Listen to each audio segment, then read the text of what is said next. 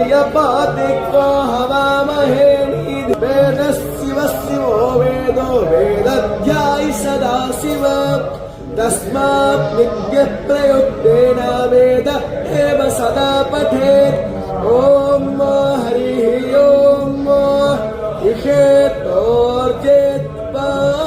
वायवस्थ देवो वास्नाभितप्रारपायातोस्ते धतमाप्यायत्मवगन्या इन्द्राय भाग प्रजावतीर्णामीव